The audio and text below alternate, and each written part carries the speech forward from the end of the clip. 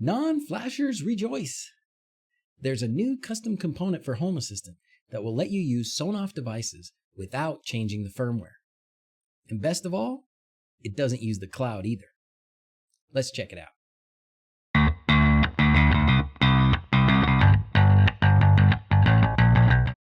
Big thanks to PCBWay for sponsoring this video.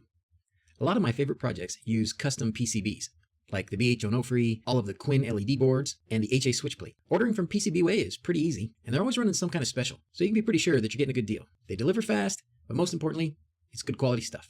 So if you've got a project that needs custom PCBs, check out PCBWay. Let me give you 2 minutes of DIY smart home history. Way back in 2017, Sonoff made the cheapest smart switches available. They actually still do. When other switches cost $30, the Sonoff Basic was only $5. The problem was you could only use it with their app. That was until geniuses like Theo Arends, the guy who made Tasmota, started writing new firmware for these Sonoff devices that would let you add more functionality to them and also would let you use them with any smart home hub, like Home Assistant. The process for flashing Sonoffs with new firmware has been easy for some people and not so easy for other people. Countless hours across the globe have been spent fidgeting with jumper wires, holding GPIO 0 to ground, and sorting out espcomm errors. That is all over now. Okay, maybe that's a little bit of an exaggeration. It's probably not actually the end of flashing, but it is fair to say that if you've been struggling to flash your Sonoff devices, relief is here. I gotta give the Sonoff folks some credit. They listened to their customers who wanted to have more control over their devices. In 2019, they included a local area network option for controlling their devices. They didn't really communicate very well how it was supposed to work, so it wasn't very accessible to most of us. There have been a few components for Home Assistant that allowed you to use Sonoffs without changing the firmware. I've had mixed success with them until now. This guy, Alex IT, has made a beautifully simple component that sets up your Sonoffs to work in Home Assistant without using the cloud. I've verified that once you have your non-flashed Sonoffs set up this way, you can disconnect your entire house from the internet and the devices will still be controllable through Home Assistant. I monitored the activity of my non-flashed Sonoff for 2 days and never once did it communicate back to the Sonoff servers. Are you excited now? Good, you should be. Now let's go through the setup. The instructions are on this GitHub page, and I'll bet you can figure out where I've hidden the link.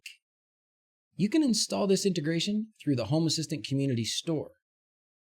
If you don't already have that set up, there's an easy to follow video by Pinky Wafer, or I can run you through it really quick. Here's a 1-minute version on how to install Hacks, Home Assistant Community Store. Download the latest release from the release page, this zip file. You're going to need to extract all of this, put it somewhere easy to find, desktop Hacks. Now you want to move that entire Hacks folder into the config folder of your Home Assistant. Now in your Home Assistant configuration folder, make a new folder called Custom Components, and then drag that Hacks folder into the Custom Components folder. Home Assistant will need a restart. While that's happening, let's go to GitHub and get the access token. If you don't already have a GitHub account, get one.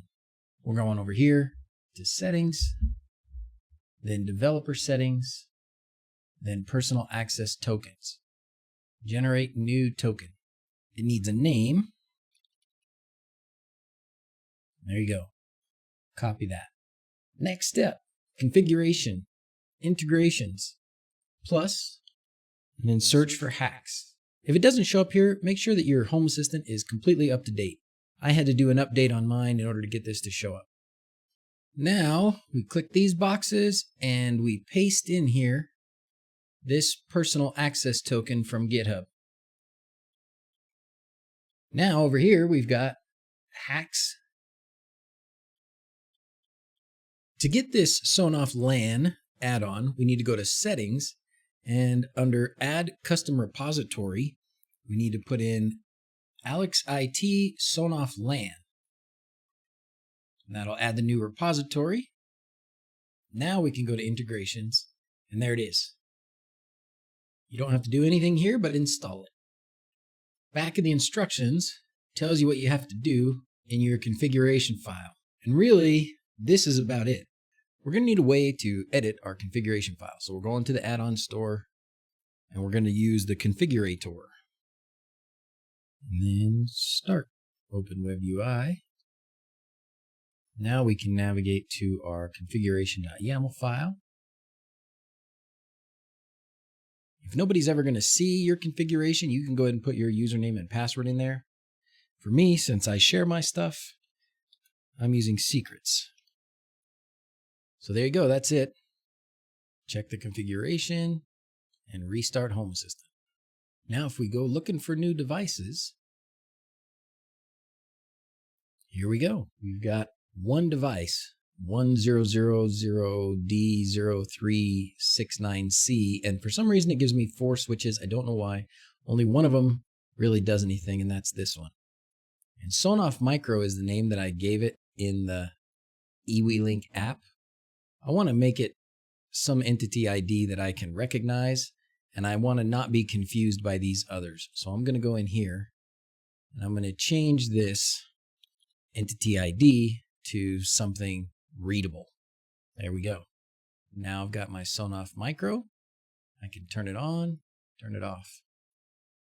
This is the only device that came in from the eWeLink app because it's the only device that I have in the eWeLink app. Once you've started the app, you'll have a new file called .sonoff.json in your configuration folder, right here. This file contains the information that this integration pulled from the Sonoff servers. Once it's created this file, it never has to connect to the Sonoff servers again. If you add more devices to your eWeLink app and you want to bring those into Home Assistant, you'll need to delete this file. That will force the add-on to connect to the Sonoff servers again and download a new list of devices.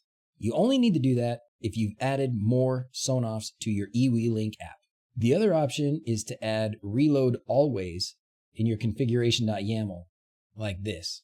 That causes the integration to look to the Sonoff servers every time Home Assistant starts up and download a new list of devices. But unless you're adding new Sonoffs all the time, you probably don't need to do that. There are some additional options and some specific examples on Alex's GitHub page, but what I've shown you so far will get it up and working. Well, that's it. You've now got control of your Sonoff device in Home Assistant without flashing and without the cloud. My new little Sonoff Micro that I was so sad about not being able to flash with Tasmota is now working with Home Assistant. How great is that? Now, I expect that I will still want to flash some of my Sonoff devices. That's mostly because I like to add other functions, like temperature or motion sensors. You can't do that with the stock firmware. But if you're not planning on adding any other sensors or other functions to your Sonoff device, you certainly do not need to change the firmware anymore. Thanks, Alex. In the near future, Alex is planning to add this component to the official version of Home Assistant, rewrite the component for asynchronous mode, and do some work to try and keep a constant connection to the device. Some users have reported device discovery issues after Home Assistant restarts. I haven't had that problem, but if you do, just know that Alex is working on it. If you speak Russian, Alex has a blog about smart home projects. Check it out. Well, that's all for now. As always, thanks for watching. Till next time, adios.